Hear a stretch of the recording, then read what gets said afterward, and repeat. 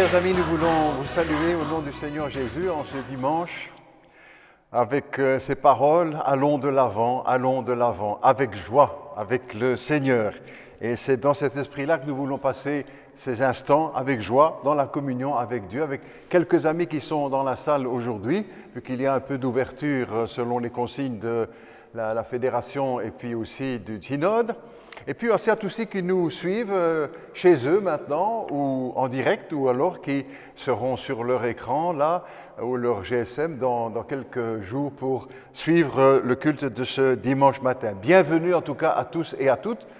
Peut-être parmi les habitués, toujours bienvenue et bien sûr, mais aussi à ceux qui nous rejoindraient pour la première fois, peut-être par curiosité, pour se dire mais comment les choses se passent-elles là-bas dans cette église? Eh bien, nous sommes heureux de vous accueillir et nous vous en remercions pour la confiance que vous voulez bien nous accorder. C'est un dimanche aussi particulier parce que c'est la fête des pères. Alors encore une fois, une circonstance un peu particulière, fête des pères pendant le confinement, mais quand même nous pourrons nous retrouver avec nos familles et fêter les papas et les mamans. Et nous voulons aussi, au nom du Seigneur, fêter et féliciter tous les papas, tous les grands-pères, puisque c'est leur fête aujourd'hui. Et nous savons que la Bible donne beaucoup d'importance à la famille, au père, à la mère, aux enfants, aux grands-parents. Et il y a beaucoup d'enseignements dans les Écritures qui concernent justement les parents, le papa, la maman, les grands-parents, les enfants, parce que Dieu s'intéresse non pas seulement aux adultes, mais à chacun et à chaque situation. Bonne fête à tous les papas et à tous les grands-pères et arrière-grands-pères aussi, puisque aujourd'hui, avec les progrès de la science, nous pouvons vivre un peu plus longtemps. Bienvenue en tout cas, que Dieu bénisse ce moment pour chacun de nous et que ce soit peut-être pour chacun de nous les meilleurs moments de cette semaine, ces instants que nous allons passer ensemble pendant ce moment de culte pour louer le Seigneur, le chanter et le célébrer. Avant de faire une lecture dans la Bible, pour ouvrir la Bible ensemble, je vous propose la prière, si vous le voulez bien. Recueillons-nous quelques instants dans la prière. Éternel notre Dieu, nous voulons te remercier pour cette journée, pour la vie, les forces, la santé que tu nous accordes, la joie de connaître Jésus-Christ, la joie de pouvoir nous réunir quand même, ou en tout cas célébrer un culte au travers de cette technique vidéo. Merci pour tous ceux qui dans le monde font à peu près la même chose que nous pour célébrer malgré tout le Seigneur, sa mort, sa résurrection et son amour. Nous voulons te prier aussi, Seigneur, en ce dimanche matin pour ceux qui sont éprouvés par la maladie peut-être, ou certains qui ont perdu un être cher. Nous prions pour eux que tu leur accordes la consolation et que ce soit pour eux le moment de se tourner vers toi, Père Céleste, en ces temps d'épreuve où bien des personnes se posent tant de questions. Nous pouvons te prier aussi pour que ce temps de confinement puisse se terminer tout prochainement et que nous puissions alors ouvrir les églises à tous ceux, toutes celles qui souhaitent venir et qui souffrent depuis des semaines, des mois maintenant, de ne pas pouvoir se réunir. Entends nos prières, nous te le demandons, et que ce temps soit pour la gloire de Jésus-Christ, pour le Père, le Fils et le Saint-Esprit. Et c'est au nom de Jésus que nous te prions, Père Céleste. Amen. Comme chaque dimanche aussi, nous voulons ouvrir la Bible, parce que nous croyons que la Bible est la parole de Dieu. Jésus a dit « Ta parole est la vérité ». Et nous lirons ce matin avec Ephrem et François, son épouse, dans l'Épître aux Corinthiens, au chapitre 15, 1 Corinthiens 15.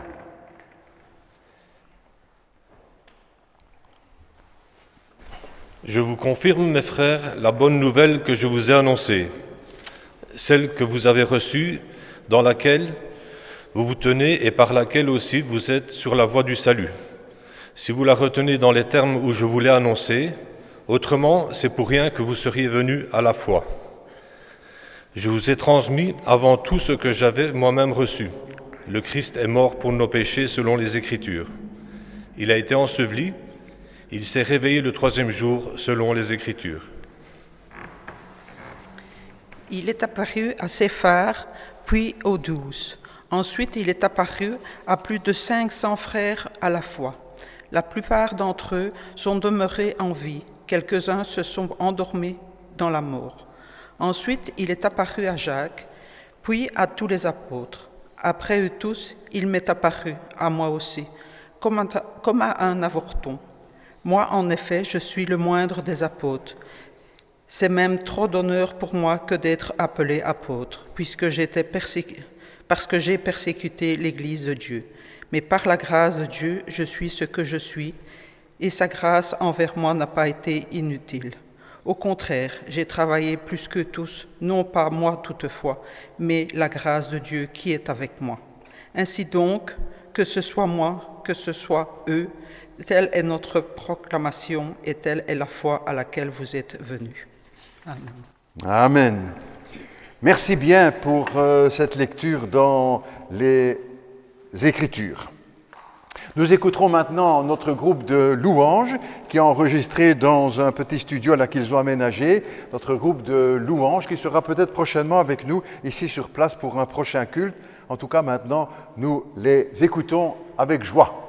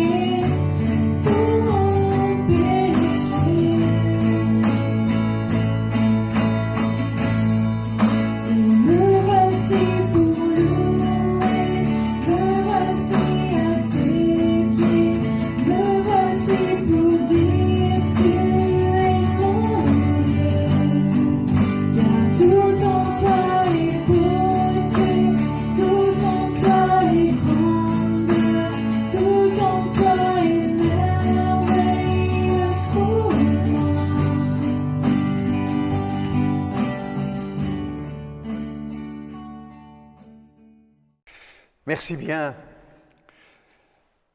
Je vous propose maintenant, avant d'ouvrir la parole de Dieu, un court moment de prière. Recueillons-nous quelques instants dans la prière.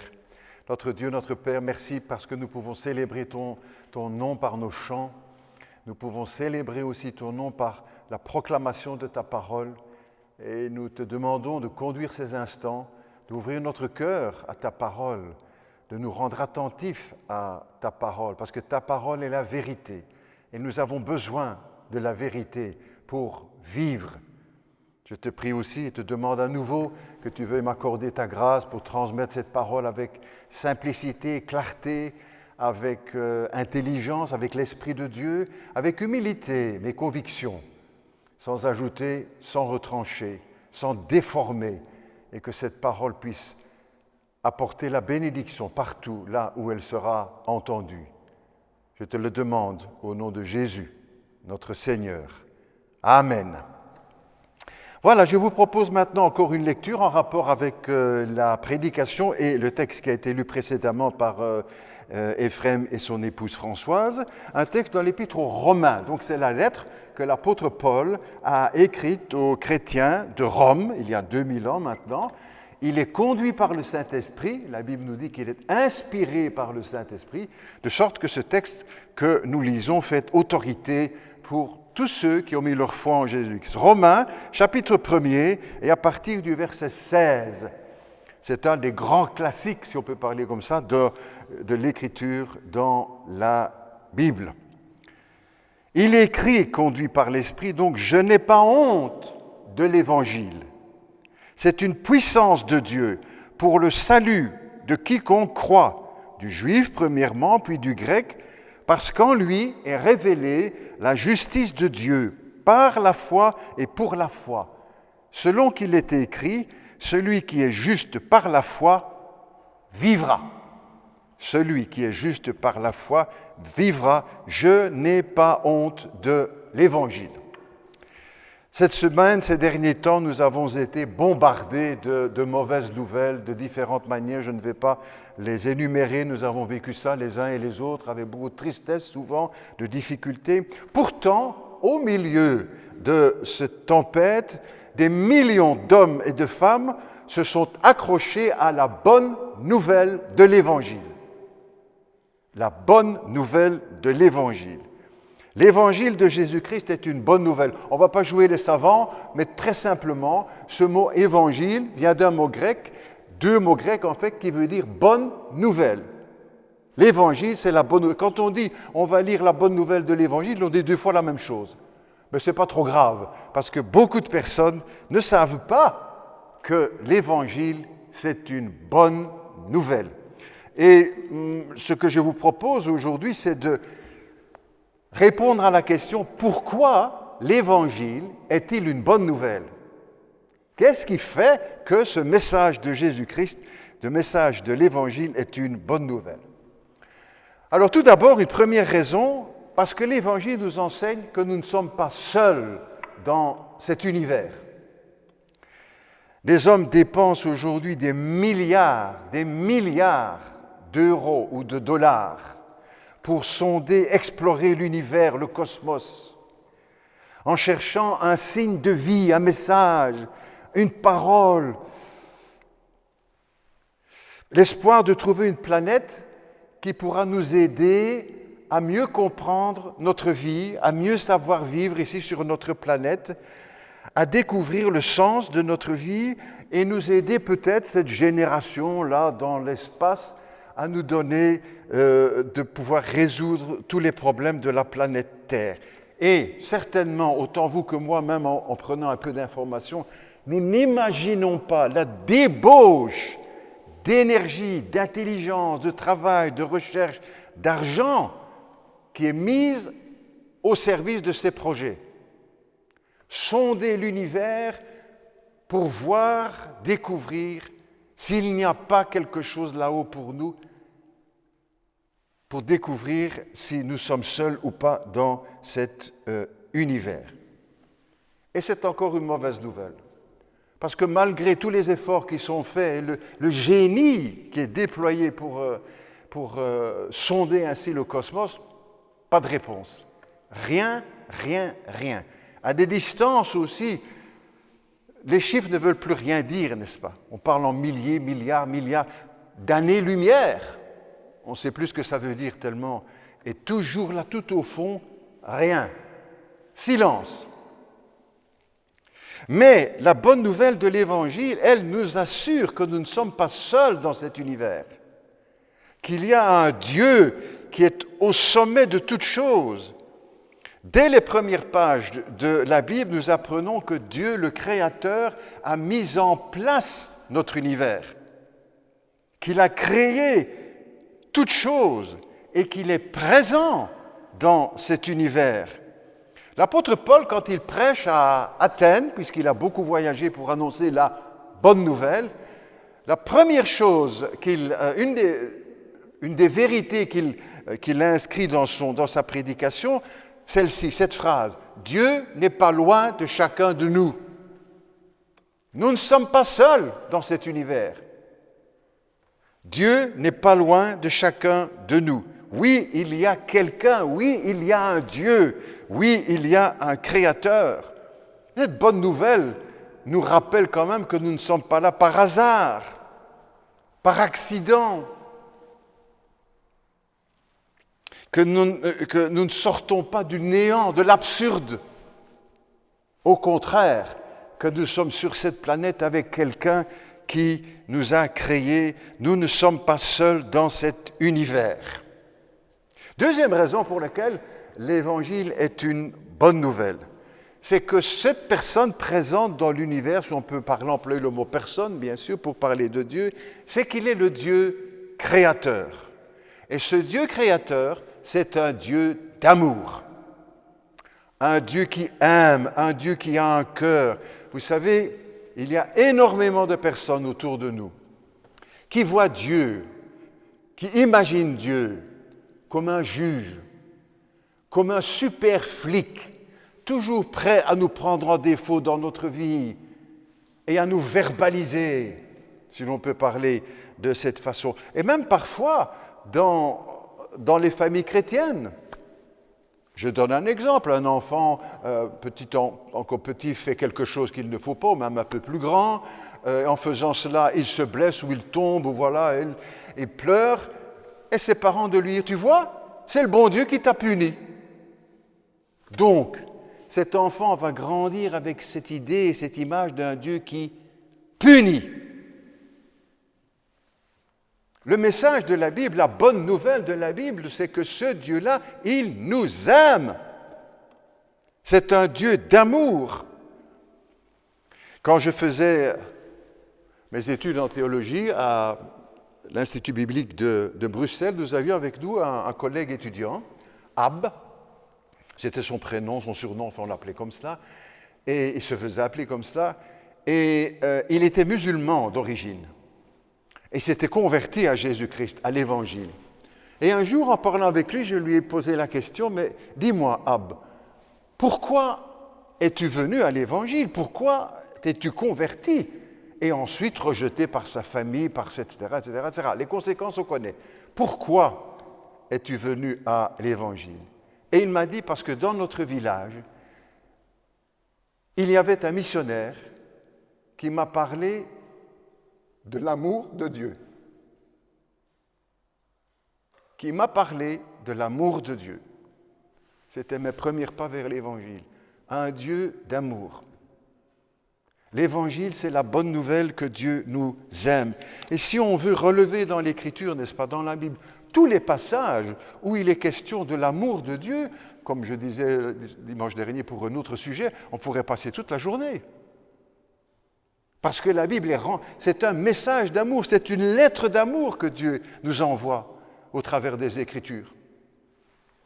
Ainsi il est écrit, Dieu a tant aimé le monde qu'il a donné son Fils unique.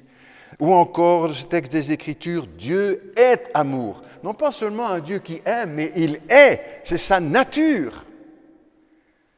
Ou encore, Dieu prouve son amour envers nous, en ce que lorsque nous étions encore pécheurs, Christ est mort pour nous.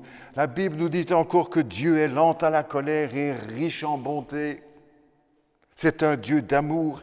Le texte biblique dit encore, rien ne pourra nous séparer de l'amour de Dieu. Dieu vous aime.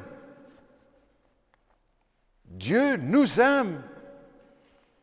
N'est-ce pas une bonne nouvelle? Ce n'est pas un ennemi. C'est celui qui nous aime. Dieu nous a aimés le premier, nous dit la Bible. Ce n'est pas nous qui avons aimé Dieu le premier en venant à lui, en nous convertissant. C'est lui qui nous a aimés le premier. Encore un peu plus loin, il nous dit que Christ nous a aimés. Et le Seigneur ajoutait, il n'y a pas de plus grand amour que de donner sa vie pour ses amis. Et vous êtes mes amis, a dit Jésus. Des amis qu'il aime, qui sont aimés. Le bouddhisme ne parle jamais d'amour, n'est-ce pas? Le bouddhisme ne parle jamais d'amour, ni l'islam, ni le confucianisme. Ce sont des notions qui sont exemptes de leur enseignement. Troisième raison, la bonne nouvelle, l'Évangile est une bonne nouvelle parce qu'elle nous enseigne que Dieu est venu sur cette terre. Il s'appelle Jésus de Nazareth. C'est Dieu fait homme, c'est Emmanuel, Dieu avec nous. Pas seulement proche mais là, à nos côtés. Les hommes, je disais, fouillent le ciel, n'est-ce pas, pour essayer de trouver une civilisation qui pourra nous apporter quelque chose. Mais la bonne nouvelle de l'Évangile nous enseigne que c'est le chemin inverse. C'est Dieu qui est venu vers notre planète. Dieu qui a quitté la gloire éternelle, l'immensité, pour venir tout près de nous. Quand les astronautes américains ont marché sur la Lune, Buzz Aldrin et Neil Armstrong, dans Apollo 11 en 1969, ils ont dit cette phrase, n'est-ce pas? Ce qui est important, ce n'est pas que l'homme ait marché sur la Lune, mais que Dieu ait marché sur la terre. Quelle belle phrase! C'était magnifique, c'était un projet, une réalisation technique, scientifique extraordinaire. Mais plus grand et plus beau que cela, c'est le sens inverse, c'est Dieu qui est venu vers nous. Ce qui est important, ce n'est pas que l'homme ait marché sur la Lune, mais que Dieu ait marché sur cette terre. C'est ça la bonne nouvelle de l'Évangile. Dieu n'est pas loin, mais il est venu encore plus près en Jésus-Christ. L'apôtre Paul, quand il écrit aux chrétiens de l'église de Philippe, conduit par le Saint-Esprit, il écrit ceci: « Le Christ existant en forme de Dieu s'est dépouillé lui-même en prenant la forme d'un serviteur. Il a paru comme un simple homme et il s'est humilié lui-même en venant sur notre terre. » La bonne nouvelle, ce n'est pas que l'homme doit essayer d'atteindre Dieu, mais que Dieu est venu vers nous. Vous avez déjà vu un roi qui s'abaisse? Vous avez déjà vu un empereur qui plie les genoux? Vous avez déjà vu un chef d'État qui s'humilie? Un juge qui s'assied à côté du coupable? Un ministre qui prend son repas avec un SDF? La bonne nouvelle de l'Évangile, c'est cela. C'est le Dieu de l'infini qui est venu tout près de nous, à côté de nous. Il n'est pas venu pour s'asseoir dans un fauteuil, sur un trône, ou s'installer dans un palais d'ivoire. Il est venu marcher dans la poussière du désert. Il est venu côtoyer la boue du péché. Il est venu affronter la tentation, il est venu faire face à l'hypocrisie sur cette terre. Il est venu connaître la faim, la soif, la fatigue. Il est venu pour supporter l'incrédulité des foules, l'adversité, la haine. Il est venu tout en restant calme devant les erreurs de ses disciples, les incompréhensions. Et puis, comble de l'humilité, il accepte les coups. Il accepte les insultes, les crachats, les moqueries, la nudité face à l'orgueil, la stupidité, la haine, la violence des ennemis. Et puis, la flagellation. Et puis, la crucifixion. Et puis, la mort sur la croix. La bonne nouvelle, c'est que Dieu vint sur la terre et qu'il y est venu pour y souffrir. Quatrième aspect, pourquoi l'Évangile est-il une bonne nouvelle? Parce que par sa mort, Jésus-Christ paie le prix de nos péchés. Il paie notre dette vis-à-vis de Dieu. C'est en quelque sorte l'offensé qui paye l'offense. C'est le policier qui paye l'amende du chauffard. C'est le juge qui fait la peine de prison à la place du coupable. C'est ça la bonne nouvelle de l'Évangile. Et celui qui prend notre place, c'est Dieu lui-même. C'est le bourreau qui se fait décapiter par le condamné. C'est ça l'Évangile. La Bible, par la plume de l'apôtre Pierre, est écrite « Christ a souffert, lui, juste pour les injustes ». N'est-ce pas une bonne nouvelle, ça? Et l'apôtre Paul parlera de la même manière dans l'Épître aux Corinthiens, on a lu tout à l'heure, « Le Christ est mort pour nos péchés selon les Écritures ». Mais celui qui expose en quelque sorte, nous pourrions dire, au mieux, la bonne nouvelle de l'Évangile, c'est le prophète Ésaïe, qui vient pourtant 700 ans avant la venue de Jésus-Christ. Et il annonce cette bonne nouvelle de l'Évangile. Le Christ qui est venu a souffert et il a porté nos péchés. C'est de nos douleurs qu'il s'est chargé. Il a été blessé pour nos péchés. Il a été brisé pour nos iniquités. Et le châtiment qui nous donne la paix est tombé sur lui.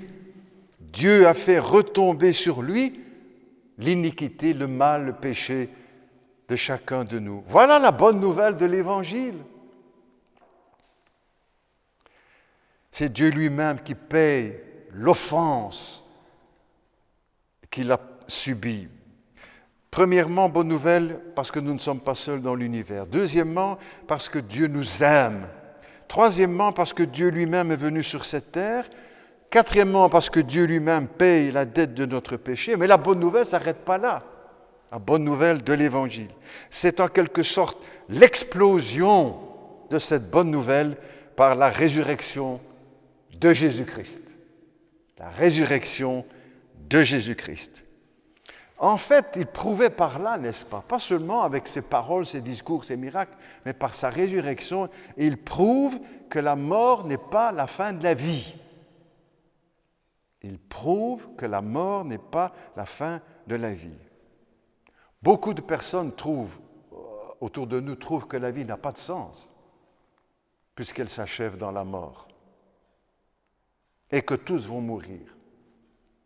Le brave homme comme le gangster. La même mort. Beaucoup trouvent que la vie ne vaut rien, puisqu'elle aboutit dans le néant. Et c'est peut-être ce qui explique la tornade de suicides qui souffle sur notre planète dans tous les pays. Les statistiques qui ne cessent d'augmenter. Pourquoi? Parce que beaucoup trouvent la vie absurde et qu'elle ne vaut pas la peine d'être vécue.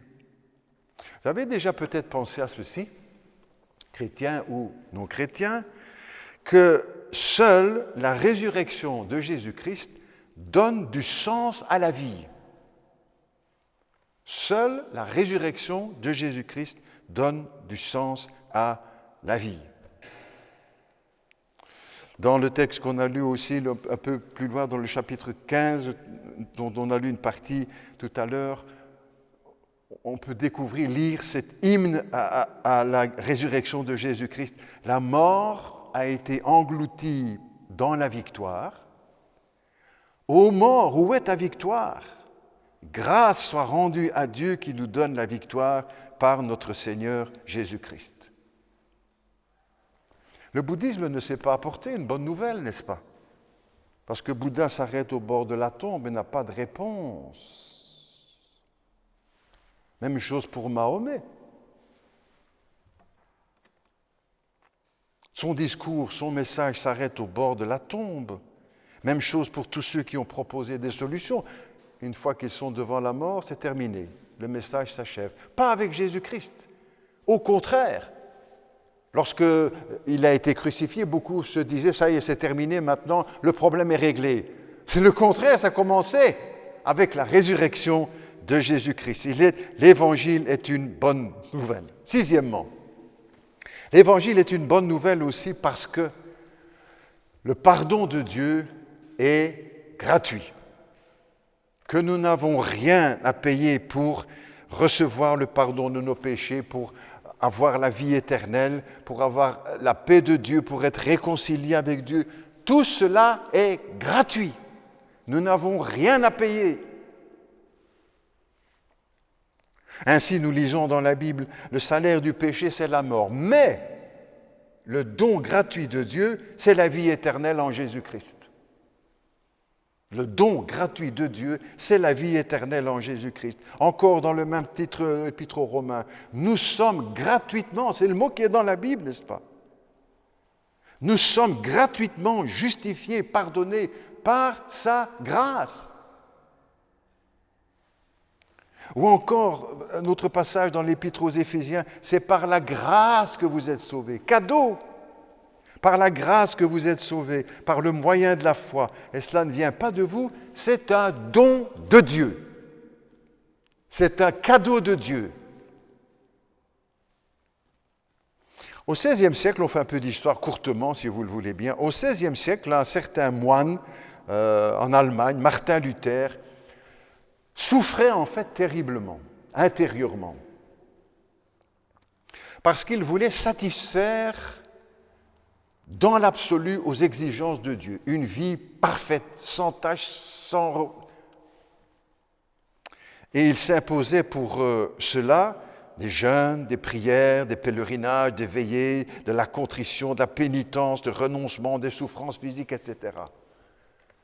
Et au lieu de trouver la paix, c'était le contraire. Son âme était constamment culpabilisée. Rien n'y faisait. Il était un moine exemplaire. Même ses supérieurs le reconnaissaient dans les écrits qu'ils ont laissés. Il souffrait terriblement en réalisant que tout ce qu'il faisait, le meilleur de ce qu'il pouvait faire, c'était insuffisant pour satisfaire la sainteté, la perfection de Dieu. Il faisait tout pour mériter, pour acheter à Dieu le pardon de ses péchés. Et tout cela était pour lui une mauvaise nouvelle. Il dira même pendant cette période, il haïssait ce Dieu qu'il n'arrivait pas à satisfaire. Et puis un jour, la lumière va se lever dans sa vie. La lumière de l'Évangile, de la bonne nouvelle. Il est moine, il est docteur en théologie, et ses supérieurs vont le charger d'un cours à l'université de Wittenberg, d'un cours sur l'Épître aux Romains. Et en lisant, en étudiant l'Épître aux Romains, il découvre que le pardon de Dieu est gratuit, que personne ne pourra jamais le payer. La dette est trop importante, l'offense est trop grande. C'est Dieu lui-même qui nous offre le pardon, il nous est donné gratuitement. C'est l'explosion dans sa vie, et pas seulement dans sa vie, mais pour tous ceux qui sont autour de lui et qui vont ainsi découvrir la grâce de Dieu et le pardon gratuit en Jésus-Christ. Il venait, en quelque sorte, de découvrir un des aspects de la bonne nouvelle de l'Évangile. Dieu offre gratuitement son pardon et la vie éternelle à tous ceux qui s'approchent de lui. Une septième raison, dernière, j'aurais pu ajouter d'autres encore, mais comme ça on trouve le chiffre 7, c'est pas plus mal. Une septième raison, c'est que cette bonne nouvelle de l'Évangile, ou ce pardon, ce don de Dieu, est accessible à toutes et à tous. Il est accessible, il n'est pas réservé aux riches, aux savants, aux blancs, aux universitaires, aux élites. Il n'est pas nécessaire de connaître le latin, le grec et l'hébreu. Ce Dieu tout-puissant, infini, éternel, parfait, est accessible à tout être humain. Voilà aussi un des aspects de la bonne nouvelle. Cet évangile, ce pardon de Dieu est accessible à tout être humain, à l'enfant comme au savant, aux hommes comme aux femmes, aux rois comme aux SDF, aux braves gens comme aux vauriens, à celui qui sait tout et à celui qui ne sait rien. Accessible, facile d'accès. Personne ne pourra dire que c'était trop compliqué, trop cher, trop difficile, je n'ai pas compris. Au contraire, la Bible nous dit qu'un enfant peut comprendre. Et tous ceux qui veulent venir avec humilité peuvent le comprendre. Jésus a dit, si vous ne devenez humbles comme des petits-enfants, vous n'entrerez pas dans le royaume de Dieu.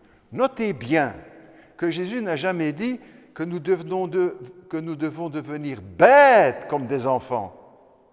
Jésus n'a jamais dit que les enfants sont bêtes. Il a dit nous devons devenir humbles comme les petits-enfants.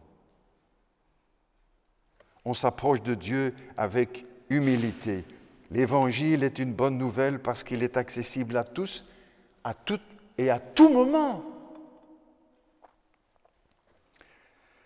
Il est à la portée de notre main, il est à la portée de notre cœur. Et peut-être qu'il est temps de cesser de faire le malin et de venir avec humilité. Dans cette période de pandémie, on a entendu, beaucoup de personnes, comme moi aussi, beaucoup de personnes ont cherché à s'approcher de Dieu au travers de tous ces événements que nous vivions. Beaucoup se sont posés des questions sur eux-mêmes, sur la vie, sur la mort, sur Dieu. Peut-être que c'est aussi un temps pour venir à Jésus-Christ, pour venir avec humilité, pour venir au Fils de Dieu. Il n'est pas question de venir à la religion ou aux protestants, mais de venir à la personne de Jésus-Christ, le Sauveur du monde, la lumière du monde, le Prince de la vie. Alors que faut-il faire? Premièrement, il faut venir avec humilité. Vous savez, tous nous ne sommes que poussière. Nous ne sommes que poussière. Venir avec humilité.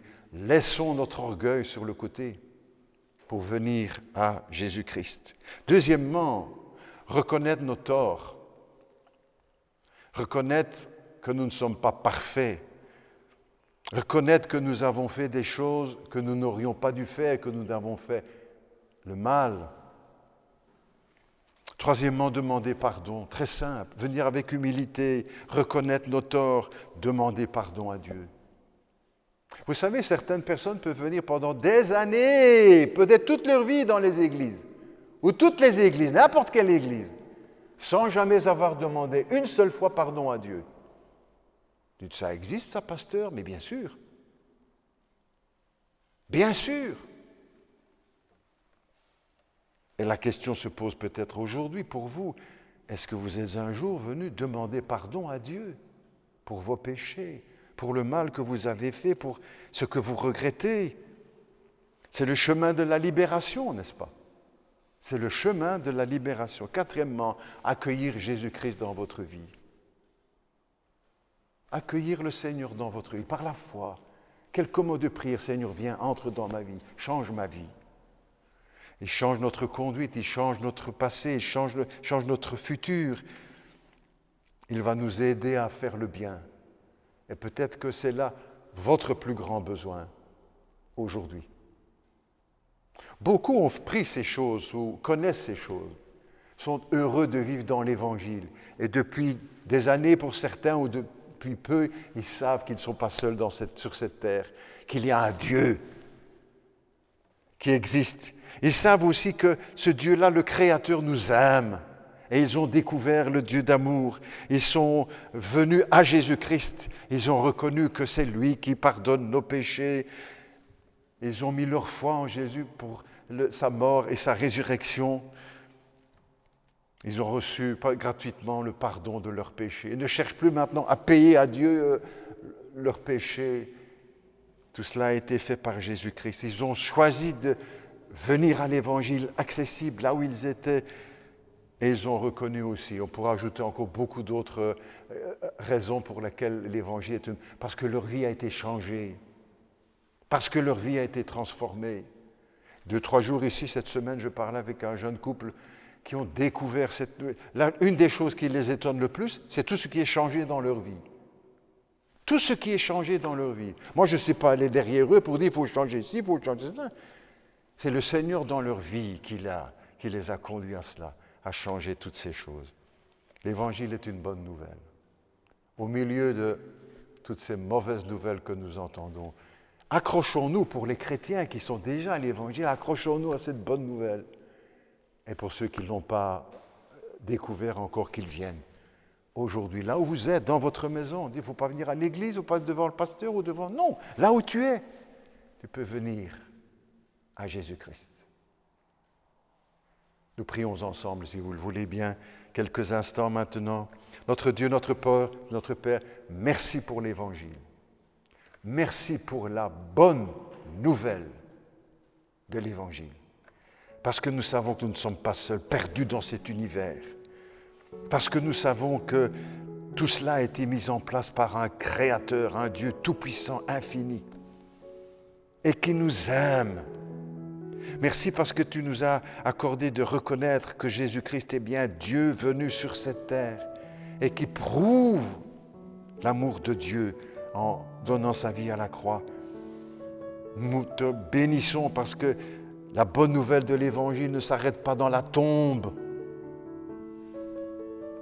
et que la résurrection de Jésus-Christ est preuve que la mort n'est pas la fin de la vie. Merci parce que la bonne nouvelle nous rappelle que l'Évangile est gratuit, que tu nous as fait ce cadeau que nous n'aurions jamais pu payer avec tous nos efforts, notre bonne volonté, nos prières et que sais-je encore.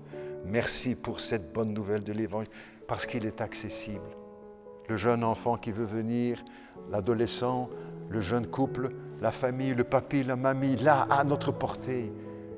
Parce que Dieu est venu vers nous. Et puis parce que, bonne nouvelle, parce que cet évangile transforme notre vie. Et tous ceux qui ont accueilli le Christ peuvent témoigner que dans leur vie, tant de choses ont été changées par le Christ. Peut-être quelqu'un doit venir encore maintenant, là où vous êtes. Peut-être venir avec humilité ce matin à Jésus-Christ. Laissez votre orgueil sur le côté. Laissons notre orgueil sur le côté, venir avec humilité, reconnaître nos torts. Nous savons tous que nous ne sommes pas parfaits, n'est-ce pas? Même si nous faisons partie des braves gens. Nous avons fait beaucoup de choses que nous n'aurions jamais dû faire ou dire que nous n'aurions jamais dû dire. Le reconnaître nos torts, nos fautes, notre mal. Comme le fils prodigue qui revient près de son père en disant « Mon père, j'ai péché ». Ensuite, de demander le pardon à Jésus-Christ. Pas besoin de venir à l'église, au pasteur, c'est le Seigneur qui pardonne. Venez à lui, demandez-lui aujourd'hui, accueillez-le aussi maintenant dans votre vie. Je t'ouvre ma vie. Quelques mots, quelques phrases. Je t'ouvre ma vie, je t'ouvre mon cœur, Seigneur. Entre dans ma vie. Pardonne mes péchés, purifie mon cœur. Chasse le mal de ma vie. Aide-moi à aimer le bien. Et merci parce que tu veux me donner la force de rejeter le mal et de faire le bien. Merci parce que Jésus-Christ veut habiter dans ma vie. Je l'accueille aujourd'hui. Père Céleste, que ton nom soit béni et que ces paroles que nous partageons aujourd'hui accomplissent dans nos cœurs le dessein pour lequel tu l'as envoyé et nous l'avons entendu aujourd'hui. C'est au nom de Jésus que nous te prions, Père Céleste. Amen. Quelques instants de réflexion, si vous le voulez, avec un peu de musique. Quelques instants là où vous êtes. Peut-être réfléchir à ce que nous venons d'entendre, votre prière ou vos hésitations. Quelques instants avec une pause musicale.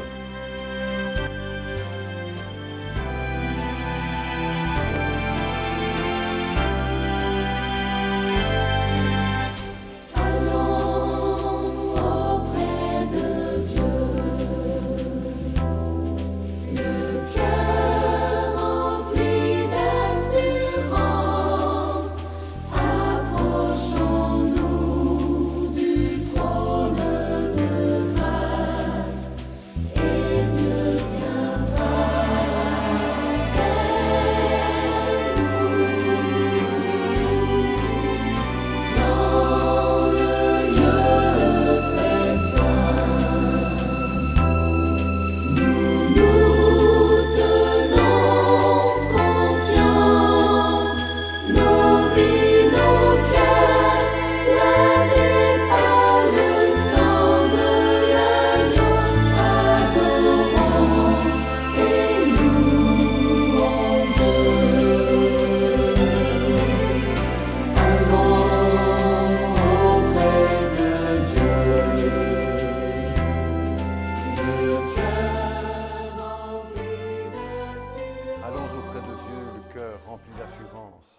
paroles de ce chant. Rempli d'assurance parce que Jésus-Christ est venu et qu'il nous a réconciliés avec Dieu. Nous ne sommes plus ennemis de Dieu. Nous sommes en paix avec Dieu par Jésus-Christ. Et tout ce que nous avons partagé ce matin au travers de cette bonne nouvelle de l'Évangile est en quelque sorte résumé dans ce court repas que nous partageons ensemble. Comme Jésus nous l'a enseigné, il y a 2000 ans, dans la chambre haute, avec ses disciples à Jérusalem, quelque temps avant la croix, Jésus a partagé un repas semblable à celui-ci avec ses disciples. Il a partagé le pain en disant « Prenez, ceci est mon corps qui est rompu pour vous ». Il annonçait la croix déjà. Et il le met au présent parce que c'est fait. Comme si c'était fait. Parce que c'est fait. Ce que Dieu a annoncé est accompli à la croix. Ceci est mon corps qui est rompu pour vous. Faites ceci en mémoire de moi. Quand nous mangeons le pain ici ou dans les églises, dans le monde entier, nous rappelons la mort de Jésus-Christ. Que Dieu est venu, que nous ne sommes pas seuls sur cette terre, que Dieu nous aime, que son pardon est gratuit, que Jésus-Christ l'a accompli, qu'il est mort à la croix pour nos péchés, qu'il est ressuscité. Tout cela est dans le message de ce repas de Sainte-Seine. À la fin du repas, Jésus prit la coupe, rendit grâce, il prie, il remercie, en disant à ses disciples, prenez, buvez. Prenez, buvez, ceci est mon sang. C'est le sang de la nouvelle alliance. Il annonce déjà le sang qui coule à la croix du calvaire. Ce n'est pas encore fait, mais comme si c'était fait, parce que c'est annoncé dans les Écritures. C'est la parole de Dieu, elle s'accomplit. Faites ceci en mémoire de moi, toutes les fois où vous en boirez. Et dans le monde entier, depuis 2000 ans, des hommes, des femmes, des jeunes gens, des jeunes filles, de toute couleur, de toute race, de toute langue, partagent ce repas, comme nous, en se souvenant de Jésus-Christ, de sa mort, de ses souffrances, de son amour, de sa résurrection et de la promesse de son retour. Et là où vous êtes, chez vous, si vous le voulez bien, si vous le souhaitez, vous pouvez aussi prendre ce pain, ce vin avec quelques amis autour de vous ou votre famille ou seul. Nous sommes en communion, n'est-ce pas? Même si nous sommes séparés ou éloignés les uns des autres, nous sommes en communion par l'Esprit de Dieu. Tous les chrétiens dans le monde entier. C'est ce lien qui nous unit, même si nous ne nous connaissons pas.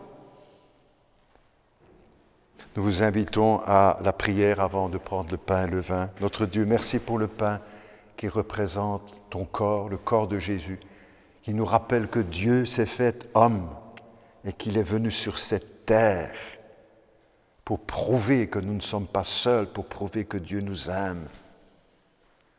Nous prions pour le vin que nous partageons, qui nous rappelle le sang de Jésus, le sang qui a coulé à la croix de Golgotha, le sang de Jésus-Christ, le Fils de Dieu, Dieu le Fils, pour le pardon de nos péchés. Ce problème du péché ne peut pas se régler avec 2-3 prières, une bougie ou de bonnes intentions. Il faut plus que ça, à cause de la gravité du péché. Il faut la mort, le sang de Jésus-Christ. C'est le sang du pardon, c'est le sang du sacrifice, c'est le sang de la grâce, gratuitement justifié par le sacrifice de Jésus. Bénis ce moment, là où nous sommes, les uns et les autres, là où nous sommes dans nos maisons, aussi avec quelques-uns juste dans ce temple, et bénis notre communion, tous ensemble avec toi, Père Céleste, par Jésus ton Fils et dans l'Esprit Saint. Amen. Nous prenons le pain qui nous rappelle le corps de Jésus. Si des amis veulent partager le pain qui est préparé sur la table, voilà, les amis se lèvent aussi comme nous faisons. Et là aussi chez vous, vous pouvez prendre ce pain pour rappeler la mort de Jésus-Christ, son corps, pour rappeler que Dieu s'est fait homme, qu'il s'est incarné.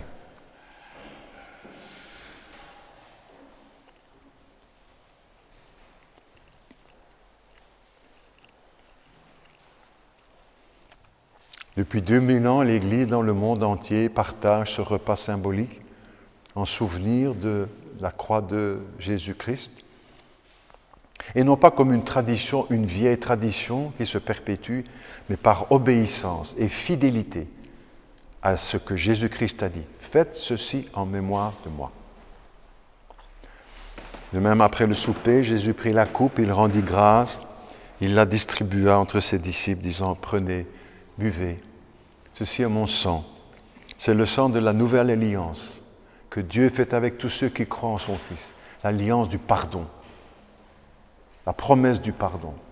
Prenez et buvez, dit Jésus. Faites ceci en mémoire de moi.